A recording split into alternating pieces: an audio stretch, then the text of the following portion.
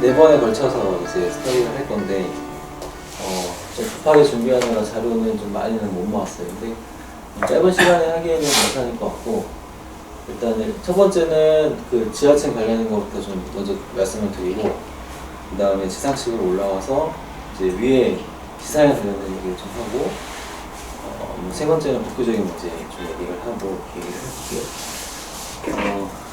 기본적으로 이건 제 생각을 좀 얘기하는 건데, 기본적으로 이해를 하려면 가장 건물은 어쨌든 구축행이잖아요.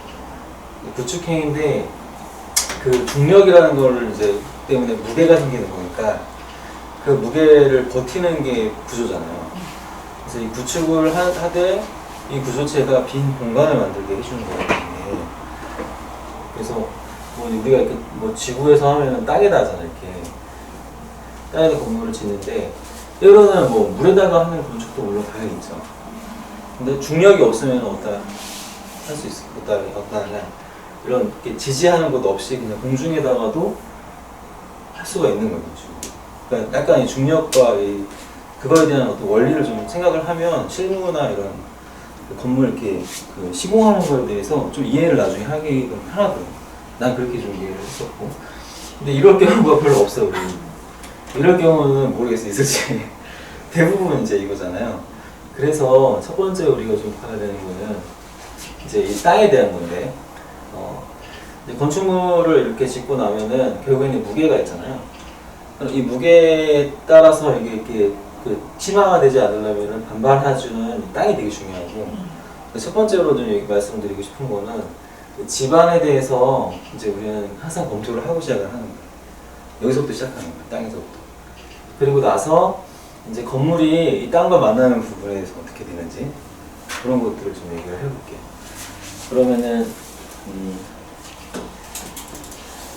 그래서 집안에 대한 거는 여러분들이 좀 이제 간단히 알고 가면 좋을 게, 보통 처음에 건축 시작할 때 집안조사 보고서를 요청을 해서 우리가 하잖아요. 많이 봤을 때 어떻게 생겼냐면 이런 식으로 좀 생겼어요. 보신 적이 있을 수 있겠지만, 그래서 앞부분은 어떤 뭐 일반적인 위치나 이런 내용들, 조사 방법들 그런 것들이 나올 거고, 여기 집안조사하는 뭐 장비예요. 여기 나는 구멍이, 옛날에 나는 이 구멍이 되게 큰 줄 알았는데 얼마나 작아? 실제로 그래요, 한 이 정도밖에 안 돼. 이렇게 얇은 관을 가지고 몇십 미터 이렇게 뚫고 올려요. 쭉 가다 보면은 가장 핵심적인 거는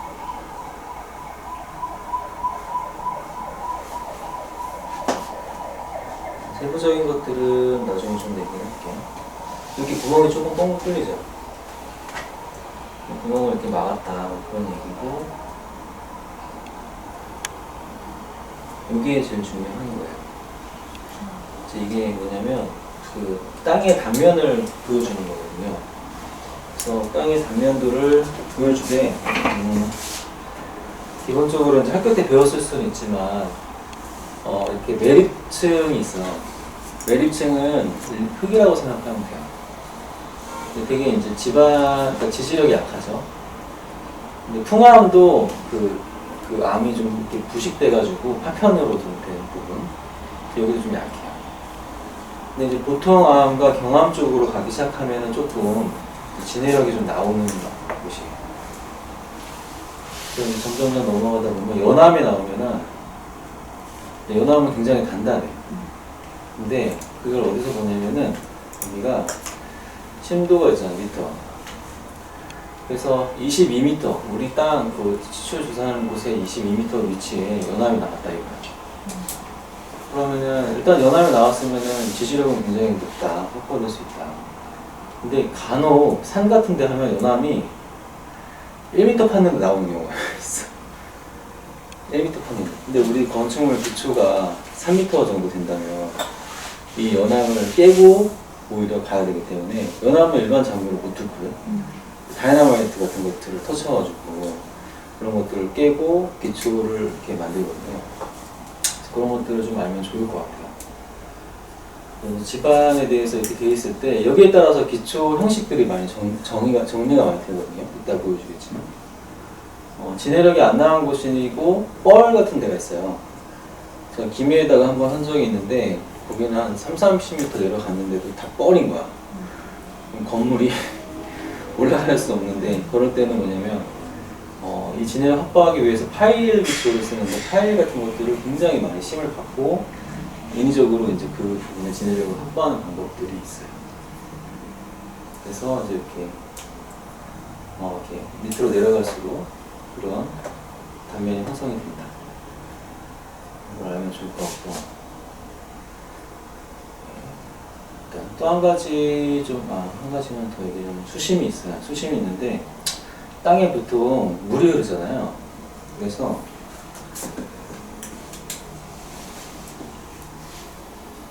여기 보면은 지하수가 흐르는 위치도 표현이 돼요, 보통. 근데 얘는 안 나와서 그런지는 모르겠지만 없네.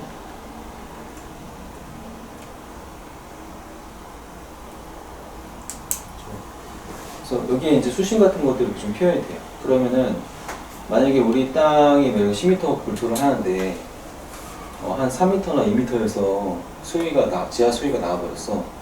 그러면은 기초나 이런 부분에 또 영향을 미쳐요. 그래서 오히려 물이 부력이 되게 세거든. 그래서 건물이 뜨는 경우가 있어. 그래가지고 그 건물 하다가 뒤집어지는 경우 있죠. 그냥 배도 띄우잖아, 물이. 건물을 그냥 띄워버리거든. 그래서 오히려 이런 것들을 어떻게 하냐면 쭉 밑으로 연안 같은 데다가 앙카를 박아가지고 매달아. 돛대처럼. 그러니까 이 기초를 잘 딱 판단을 하려면 이 진해력이나 이런 집안에 대해서 어느 정도 개념을 좀 알고 있으면 정말 도움이 될 것 같아요. 이 정도고요. 우리가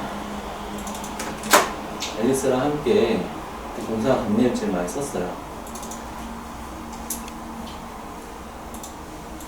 근데 이제 동선도 현장이 좀 만만하고 또 작으니까 한번 같이 좀 보여줄게. 여기 보면은 이제 현장이었고, 첫 번째, 처음에 이렇게 시작을 하는 거예요. 땅을 파고, 그래서 이제 땅을 밑으로 파고 내려가는데, 이렇게 흙막이 같은 것들을 설치를 하고, 흙막이가 이따가 보여주겠지만은, 흙막이를 하는 걸로는 이 지지가 안 되거든요. 토합이 세서.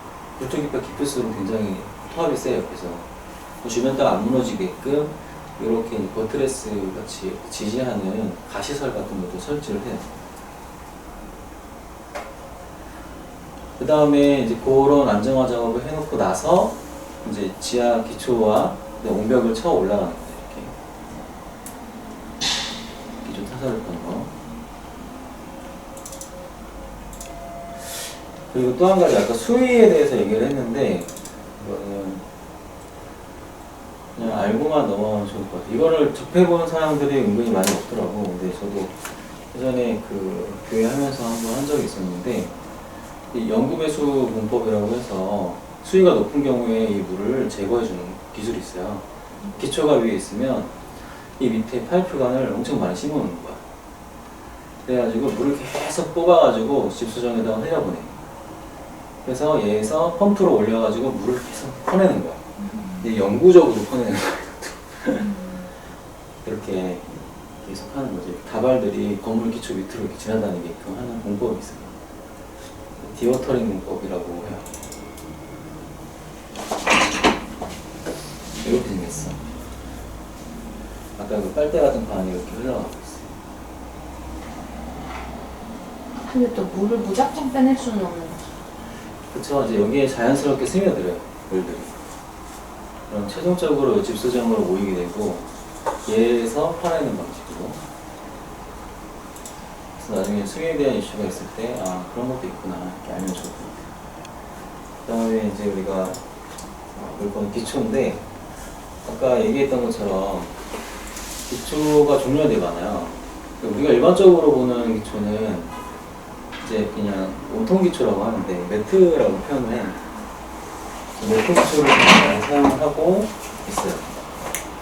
그리고 이제 독립 기초 같은 경우에는 그 기둥을 갖추기 위해서 그 부분에 대한 그 부분만 진행력을 확보하기 위한 기초를 달아주는 거예요. 리안 한스는 막 학교 때 배운 지 얼마 안 됐잖아. 네, 대충 그치, 배웠어요. 대충 알겠지. 그 다음에 예를 들어 이게 같이 있을 때는 이렇게 연속 기초로 이렇게 묶어주는 경우가 있어요. 그리고 여기는 안 나왔는데 줄기초라고 좀 있어요. 이거를 벽식 구조로 했을 때는 벽을 따라서 쭉 이렇게 받쳐주는 경우나 아니면 기둥이 있을 때 이제 어차피 독립기초가 연속이 되면은 이게 줄이 되는 거거든. 그래서 줄기초 형식이라고도 해요. 이게 이제 연속 줄 길게 가니까. 아까 이제 보여드렸던 그 진행력이 너무 안 나오는 곳은 이렇게 파일을 박아서 파일 기초 형식으로 하는 거예요.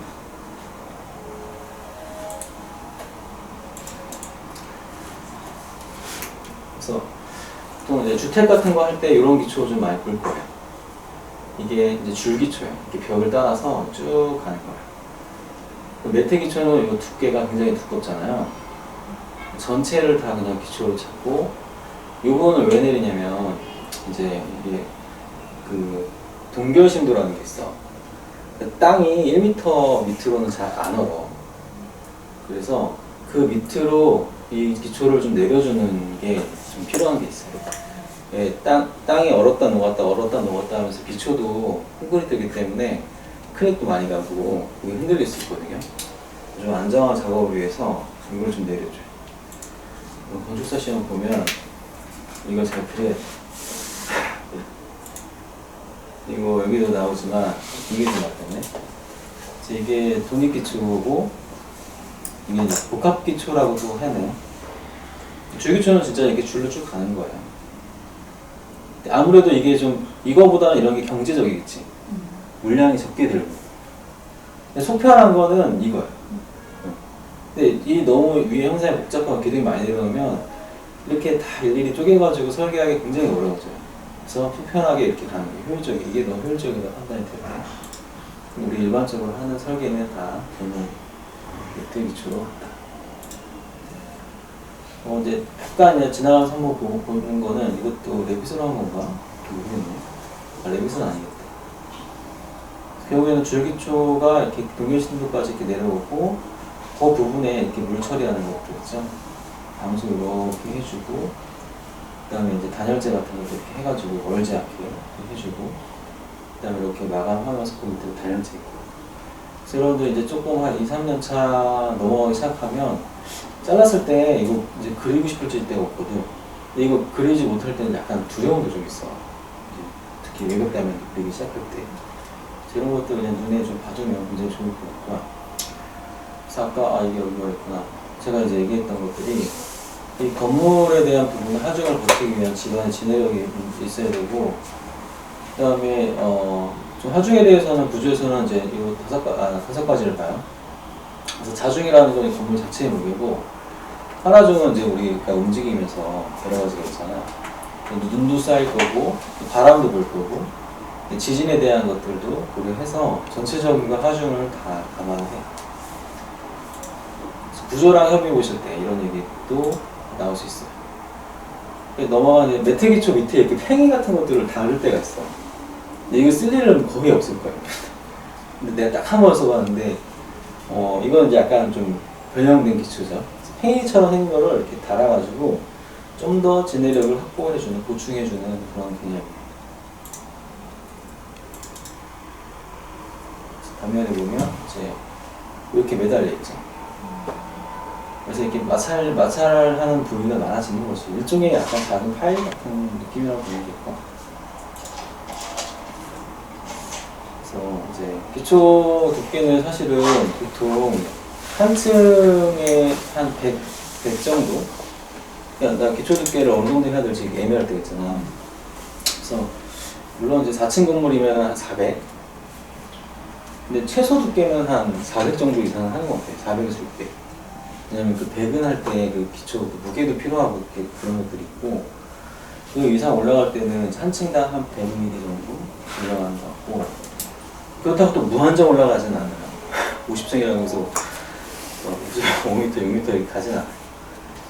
어떠한 기준을 잡을 때 이렇게 좀 보셔도 괜찮아요.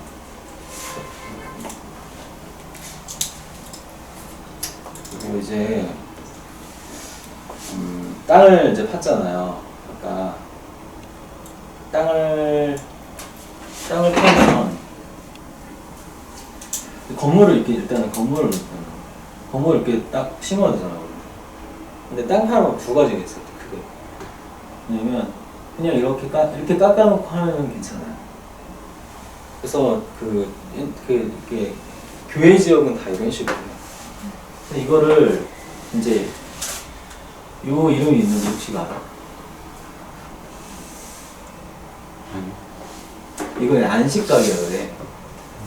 이게 아마 2분의 1인가 3분의 1인가 아무튼 이건데 안식가게라는 게 이 땅이 무너지지 않고 안식할 수 있는 그 각도라고 해서 안식가게라고 했거든요. 그래서 이렇게 안식각으로 쭉 해가지고 그냥 짓고 다시 이렇게 매립하는 방식이 일단 일반적으로 편한데 서울은 이럴 수가 없는 게 문제예요. 주변 땅을 다 사놓고 이렇게 섞을 수가 없죠. 그래서 이제 우리가 두 번째로 하는 거는 먼저 이 흙막이를 해요. 그래서 흙막이를 해놓고 그 다음에 이제 이거를 파기 시작하는 거야. 그래서 이게 집안이 안정화가 된 다음에 이걸 파야 돼. 그럼 우리 대지경계선 여기서 이게 나와. 대지경계선이 이렇게 되잖아. 그럼 내 땅을 안 치우면 이제 지하 옹벽이 어딘가 있을 거 아니야. 그러면은 이제 얘와 얘 사이에 얘가 들어간다는 걸 알아야 돼. 그래서 이게 들어가서 안정화를 시켜준 다음에 그 다음에 내 옹벽이 여기 붙어가지고 이제 쓰겠지. 근데 진짜 기술적으로 가장 끌어당기면 500 정도. 나 500을 많이 써야. 당연하게. 그래서 이제 현장에서 어렵다 그러면 500이면 된다 이렇게 주장을 하죠. 다세대 주택에서는 그렇게 할 수밖에 없고, 이제 큰 사업에서는 그 1m에서 1.5m 정도 여유를 주는 게 좀 좋죠. 근데 큰 건물일수록 사실 대지하는 공 자체가 1.5에서 3m까지 가기 때문에 이 정도는 다 확보가 어느 정도 되는 부분이에요. 근데 이제 이거 보시면은 이거 흙막이라는 거는 일종의 어떻게 부르냐면 가시설이라고 불러요. 흙막이 가시설이라는 거로. 왜 가시설이냐면 어차피 해체할 거기 때문에 가시설이라고 부르고, 종류는 뭐 여러 가지 있지만 대표적인 게 있어요. 가장 많이 쓰는 게 이제 H파일이라고 해서 토르판이라고 불러요. 사진을 여러분 이제 길 가다 보는 게 거의 대부분 이런 걸 거예요. H파일을 다 박아 놓고 그 가운데는 이렇게 나무로 널빤지로 이렇게 막아주는 거예요. 되게 구조적인 부분을 다 버텨주는 거죠. 그리고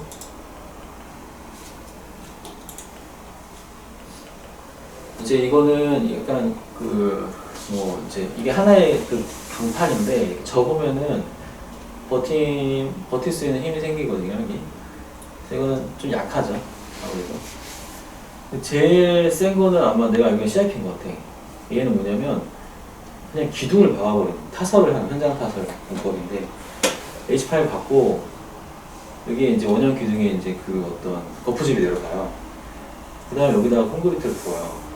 이거를 계속 이렇게 연결해가지고 하는 거예요. 튼튼해요. 이거는 보통 철거 안 하는 경우도 있어. 여기다가 옹벽을 붙여가지고 그냥 아예 오히려 지하는 안정화가 되는 부분이 있기 때문에 하는 경우도 있어요. 심지어 이건 배근도 있고.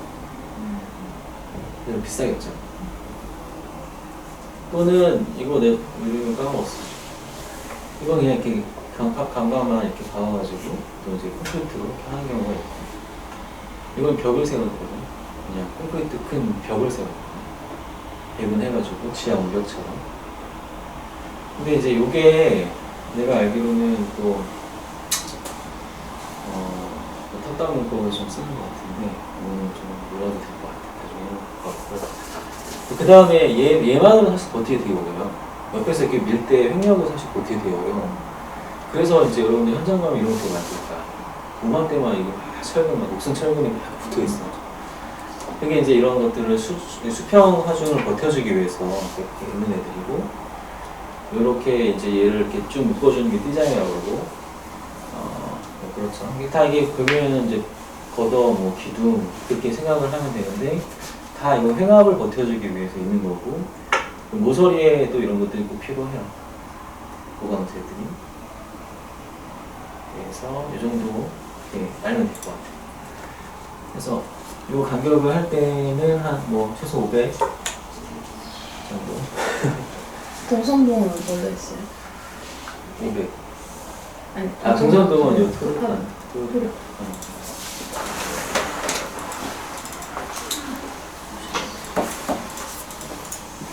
도면, 실제 도면 한번 보여주시면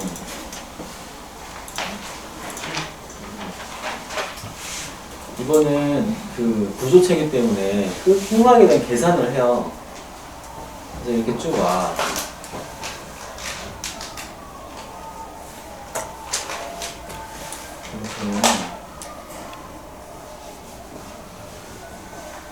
이런 식으로 이렇게 시뮬레이션을 다 해요.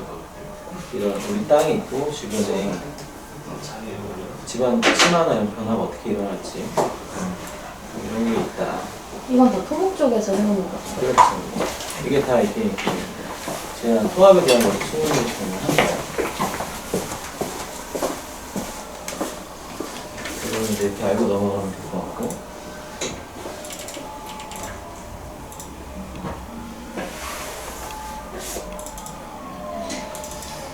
흉막이가 동화 잠깐 보면은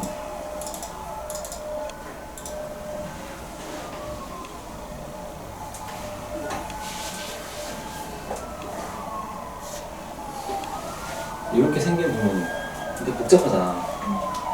근데 사실 이건 되게 간단한 거야. 더 복잡해 실제로.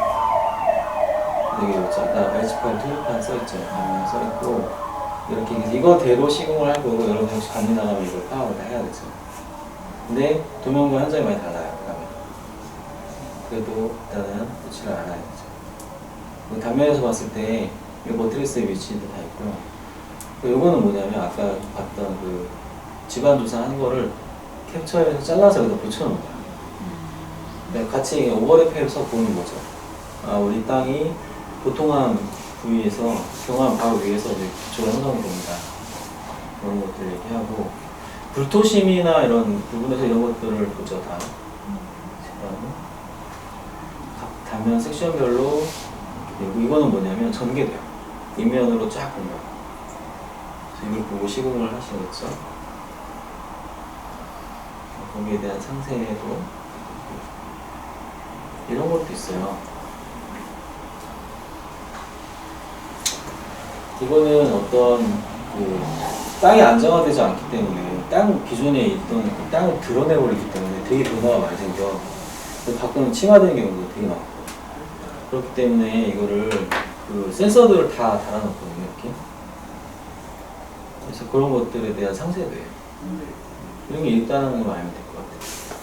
현장에서 주변에 침하가 되는지 아닌지 기준으로 확인할 수 있도록 이런 식으로 이제 파는 거예요. 토파기 할 때 이게 같잖아. 파이고 이제 단계적으로 이렇게 파면서 이런 것들이 버트레스들이 이제 달리고 그 다음에 여기 보시면은 여기 뭐냐면 여기 생겼죠. 기초가 딱 생기고 기초가 딱 생기면서 이제 전체적으로 여기 안정화 시작되는 거예요. 기초 칠 때 여기 빠지죠. 요 중간에 고기들이 빠진다. 그리고 나서 지하 1층 올 때 다시 위에 거 빠지죠. 이제 이 말은 뭐냐면은 기존에 얘네들이 버텨줬던 그 하중을 건축물이 버티기 시작하고 얘가 딱 쳐지면 이제 지하가 안정화됐다고 보시면 돼요. 완벽도 층별로 쳐서 올라가는 한 번에 이렇게 안 하고 한 번에 넣죠. 그래서 보통은 얘를 여기서 딱 끊지 않아요. 왜냐면 여기 크랙이 되게 많이 생겼거든요. 그래서 보통은 이렇게 올려서 여기까지 콘크리트를 쳐요. 지하에. 그래서 이어칠 때 그 이어치는 부위에서 누수가 굉장히 많이 생겨요. 그래서 그거에 대해서는 또 다른 또 디테일이 있어요. 그리고 글로 물이 많이 들어와요. 이렇게 되고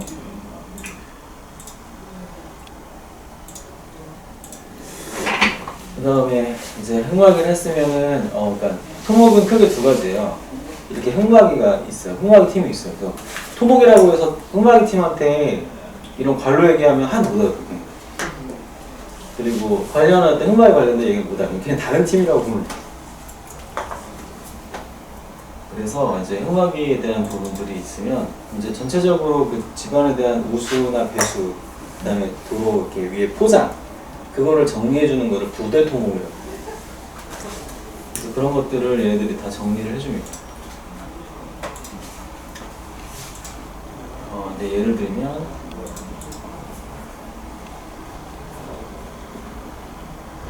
우리 도면에 보통 이런 게 나와요.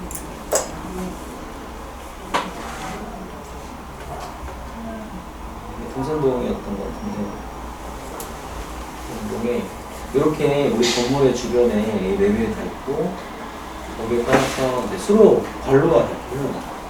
아마 써니가 이제 겪는 게 이런 거 같아요. 얘를 심을 공간이 없다 그런 걸 것 같아요. 그래서 이런 관로의 두께나 그 사이즈는 수목에서 다 계산도 해주고요. 단지 우리는 물길을 좀 어떻게 보내자 이런 의견을 이제 좀 계획적이에요. 그랬을 때 우리 땅 안에서 들어오는 모든 물은 우리 땅에서 다 해결을 해주는 게 원칙이에요. 이게 허가 때도 다 확인을 받는 사항이에요. 그러면은 이 건물에 이따가 나중에 다음 주에 얘기를 하겠지만 건물 옥상에서 받아지는 물이 있어요. 일단 1차적으로. 그거는 건물을 타고 이 저기 도로에 있는 그 하수도까지 연결하는 길을 우리가 설계를 해주는 거고, 두 번째는 건물 바깥에 이렇게 있는 물들이 있어요. 비가 오거나. 그 물들이 어디로 갈 건지를 다 세팅을 하는 거라고 보시면 돼요. 그래서 이게 트렌치도 있고 이렇게 축구도 있고 뭐 발로도 있고 여러 가지 종류가 있어요. 또 이런 것들은 매뉴얼 같은 거예요. 그리고 이거는 이제 빗물 받아가지고 요 위에 뭐가 있냐면은 그 건물 벽에 보면은 이렇게 되게 보기 싫은 그 괄 있잖아. 빗물 떨어지는 그 뭐라 그러지? 선원통. 선으로 돼 있어서 선원통이라고 불러요. 그 밑에 이렇게 그거를 받아주는 애들이 또 항상 있어. 이거 다 신겨지는 거. 또 두 번째는 뭐가 있냐면은 이제 오수. 쉽게 말하면은 이제 오수는 두 가지가 있어. 생활 오수가 있고, 그다음에 분유가 있어. 그래서 이제 똥물이랑 그냥 생활 싱크대에서 버리는 물이랑 좀 일단 다르거든. 결국엔 모이긴 하는데, 결국에는 이제 똥물 같은 경우에는 정화조로 모이게 설계를 하고, 정화조에서 세팅해서 이 밖에 이제 그 수가 있는 장관까지 연결하는 게 원칙이고, 그렇습니다. 근데 이제 여기서 좀 잠깐 볼 거는, 우리가 설계를 할 때는 이 경사도가 되게 많은 땅이 있고 내가 여기로 보내고 싶은데 여기가 높아. 이건 또 이제 고민이 되기 시작하는데, 보통 이렇게 돼요. 뭐 땅에 이렇게 있으면 이제 어느 정도 두께가 가지고 매립이 되는데, 쭉 가다가 이렇게 되고, 그 다음에 이제 이렇게 가다가 이런 식으로 해서 여기서 떨어지고 좀 차면은 여기로 가고, 떨어지고 차면은 여기로 가고, 약간 이런 단면으로 가는데, 문제가 뭐냐면 땅이 이렇게 생기잖아? 근데 여기로 가야 되잖아? 이 깊이가 되게 깊어지는 거야. 그래서 이런 부분에 대해서 이제 협의할 기회들이 좀 있을 수는 있어. 왜냐면 이제 물은, 이것도 경사도도 사실은 또 한계가 있거든요. 송내도 같은 경우는 어떤 일이 있었냐면, 송내도 거는 좀 오버해서 경사도가 이래. 이러니까, 자, 얘가 이렇게 갈 수는 없거든. 그러면 안 되는 거고. 그럼 얘가 이제 갈 수 있는 최소의 각도가 있어요. 여기 생기고, 여기 생기고. 좀 짧은 여기 뭐가 있는지 알아? 여기 이제 점검할 수 있는 매놀 뚜껑이 있어, 도구에. 성내도 매놀 뚜껑 받았는데, 길이 이렇게 있으면 1.5m. 그래서 이게 뭐냐고 물었어. 매놀이라는 거야. 나도 이런 건 처음 경험해봐서, 그렇군요. 그래서 또 말하지. 아, 여기 없었구나. 근데 그럼 어쩔 수 없는 거예요, 그냥? 수 그럼 있는 가야 거. 되는 거야? 그죠? 그래서 이쁘게 디자인하면 괜찮지 않을까요? 매너를? 네, 막 조명 같은 것도 이렇게. 골라드리긴 해. 네, 막 디자인도 좀 하고 매너를. 나와서 되게 웃네요.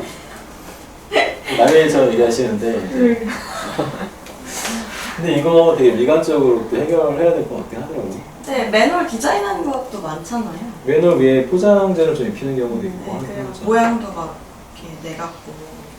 근데 그걸 내가 감안해도 너무 많았어. 진짜 무슨 두드러기 난 것처럼 놀랄 거야 보면.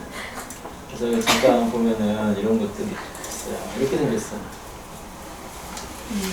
여기 아까 말한 이런 매뉴얼 아니고 거기에 이렇게 꽂히는 거죠.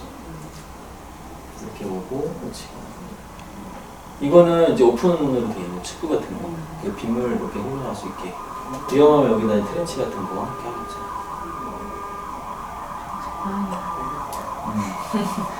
맞아. 이거는 영상이 우리 그 뭐죠 지금? 저 이거 처음 보는데 우리 봤어요? 네. 신기하지? 자, 기계가 쭉 쭉 내려가요. 기계가 이제 찍는 거야. 이거를 나중에 준공할 때 내야 돼. 이 안에 우리가 아직 도착했다. 그러니까 이게 뭐냐면은 우리 게 아니야. C나 국에서 이제 공용이잖아. 이거 도로 밑에 있는 데야. 네. 근데 우리가 결국엔 얘를 뚫고 우리 걸 넣는 거거든. 그럼 분담금을 내고 넣는 거야. 그러면 잘 했는지를 우리가 그 확증을 해줘야 돼. 잘 뚫고 문제 없이 했는지. 이거 막 자동차 같은 거에 달아주는 거예요. 그쵸. 그래서 구멍을 뽀뽀 뚫리지.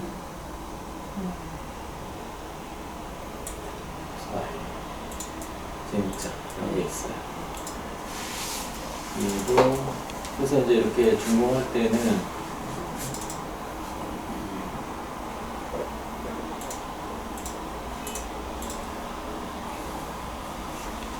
이렇게 사진 다 내놓고 근데 이게 묻어게 되는 거죠. 이렇게 쓰면 뚫었다 막았다 뚫었다 막았다 행사할 때.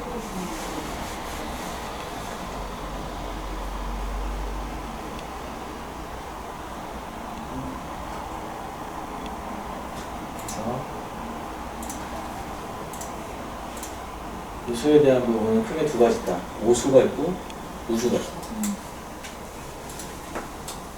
마지막으로 정화조. 정화조 같은 경우에는 좀 두 가지예요. 건물 안에 지하층에 정화조 공간을 아예 만들어 놓은 방처럼 만드는 경우가 있어.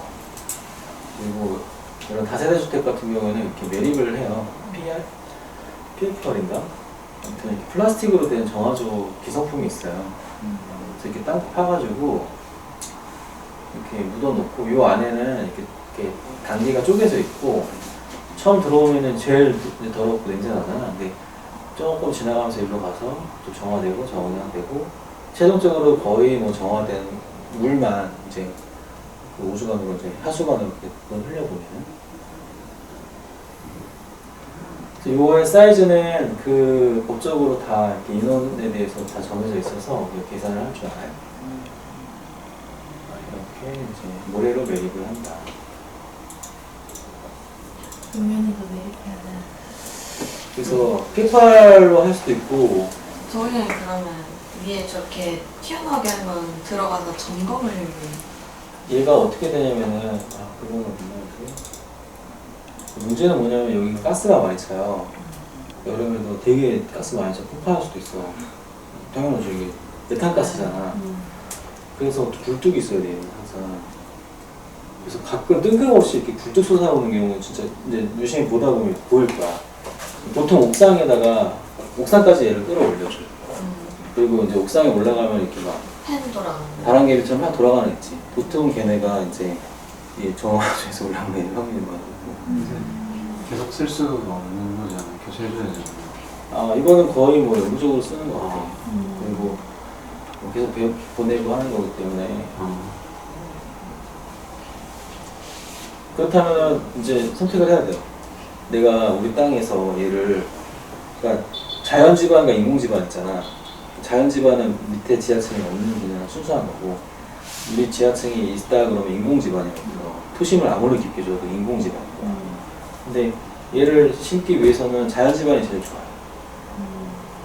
근데 그럴 여력이 없을 때가 많죠. 그래서 보통 건물 내부에다가 이렇게 설치를 하거나 하는 경우가 있어요.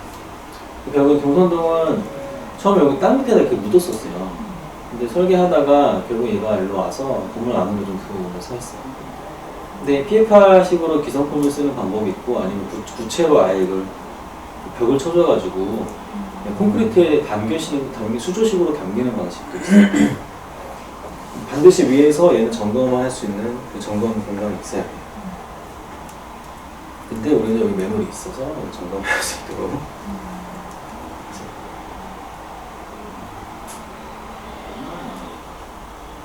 사진이 있을 건데 오늘 보고 마칠게요. 우리 이렇게 이제 만들어놨고 여기 설치를 하고 그 다음에 얘가 이제 그 어떤 올라오는 부분은 냄새 화풍기 옥상 가면은 얘가 이제 그 굴뚝이 있어요. 그러면 이제 설계를 처음에 이런 걸 고민 안 하고 보통 고민 안 해. 근데 진짜 열악할 때 이거 넣는 거 찾다가 막 너무 많이 바뀌는 경우도 있어서 이 감을 가지고 있으면은 아 대충 이 정도 들어가겠네 이런 것도 있어요.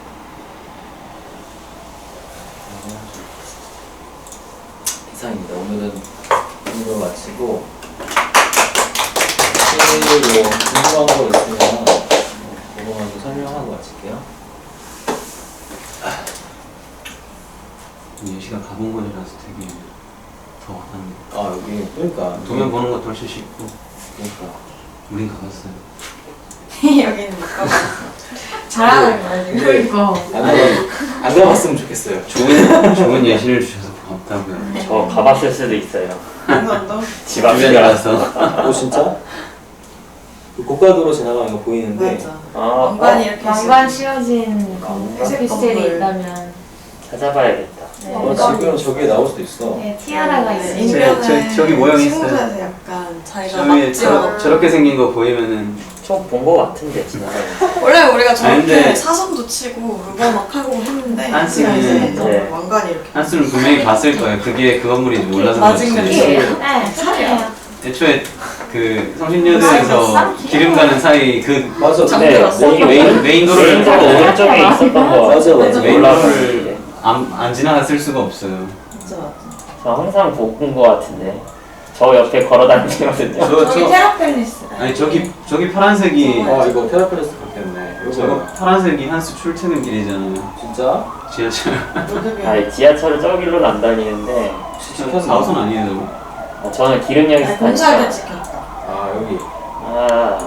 저 많이 봤죠. 옆에 걸어다니는. 성승연에 나가면 걸어다니니까. 아 저거였구나. 근데 이게 많이 봤네. 우리 부르셔 만들었으니까 알잖아. 저기 토픽이 보인다. 당근 당근. 여기서 부끄러워가지고 말 못하고 있는 건데. 어쨌든 저렇게 이쁘게 지어졌어야 돼. 쉽지만 그래도 되게 그 첫 중고생이기도 하고. 어쩐지 저게 약간 익숙한 느낌이 왜 드나요? 진짜. 그걸 보고 익숙한 거는 뭔가 익숙해서. 그래서 이제 다음 주는 또 무슨 요일이 될지는 모르겠어. 그냥 사실. 근데 약간 서프라이즈. 근데 내가 흐름상 보면은 금요일이 좀 뭔가 오늘이야. 날것 같기도 하고. 이제 지금 어떻게 정리하자면은 우리 이 땅 봤죠? 네. 그 다음에 땅과 만날 때 이 기초가 나는 항상 이걸 원리를 생각했으면 좋겠어요. 근데 그냥 기초는 기초가 아니라 이게 전체 중력에 대해서 그런 것들이 있고 첫 번째로 얘가 이제 지지대 역할을 하는 건데 이 성격에 따라서 얘가 많이 달라져요. 이 건물의 구조 형식과 얘가 만나는 방식이기 때문에 거기에 대해서 이제 컨디션이 있고 또 하나는 이제 흑막에 대해서도 상황에 따라서 여러 가지 종류가 있다. 그 다음에 지하가 이제 이렇게 지하층이 응벽이 세게 되고 그 다음에 여기 얘기했죠? 이 부분. 그래서 여기에서는 이제 배관들이 막 다녀야 되는 공간이 땅속에 있고. 근데 내가 진단력 도면 안 봐서 모르겠는데, 만약에 지금 이렇게 돼 있으면, 지하층이 이렇게 돼 있으면, 네. 이거잖아. 이거 좀 띄워라 이런 거 아니야 지금? 맞아요. 너무 맞아요. 근데 이제 얘가 안 되면 이걸 밑으로 내려라 이거 아니야? 원래는 그 팔색도 안 나오는 구간이 있었어. 아, 근데 그거는 사실은 그 공상 뭐 텁하게 할 때 그거보다는 관로 그거 확보 안 된다는 말이었고. 나도 900인데 네, 최소 900은 띄워달라 이렇게 요구를 했어요. 그러니까 그래서 나는 이런 개념이면은 얘가 내리면 이제 이 부분이 주차를 지금 못 쓰는 거잖아요. 그러니까 구조도 좀 주차도 이상하고. 빠듯하고. 주차는 너무 빠르다. 그러니까 준영이도 정화조 어디 가야 해? 준영이도 비슷한 옥상으로 올려? 비슷한 걸 겪을 것 같아. 벌써 슬프네. 자 이제 다음 주는 뭘 보냐면은 1층에서 그 이루어지는 것들 중에 이제 사람이 오는 동선 중에 장애인이 오는 동선이 좀 특별하다. 그거에 대해서 좀 얘기를 할 거고, 그 다음에 여기서 이제 내리는 비와 눈이 있잖아요. 그거를 어떻게 처리를 하는지에 대해서 좀 얘기를, 그걸 계획표로. 그리고 또 한 가지, 이제 건물에, 내 이제 약간 구축에 대해서 얘기를 했으면은 두 번째 거는 방어를 좀 해야 돼, 건물은. 그러니까 여기가 공간이 생기잖아, 건물은. 여기 들어가는 게 사람이야, 여기는. 그래서 외부의 환경에 대해서 다 대응을 하기 위해서 방수가 있고, 강화가 있고, 그다음에 단열이 있어요. 요거를 잡는 게 사실 다야. 그래서 물에 대한 걸 잡는 거는 방수제가 있고 등등 여러 개가 있어. 그리고 여기 왔을 때 물을 어떻게 흘려보내고 해서 여기 떨어뜨려서 얘가 일로 가느냐. 요거를 세팅을 하는 거고, 방어알 같은 경우에는 이제 안에서 불이 나겠죠. 그러면은 딱 불났을 때 얘는 딱 폐쇄시키고 나머지로 도망갈 수 있는 그게 필요한 거예요.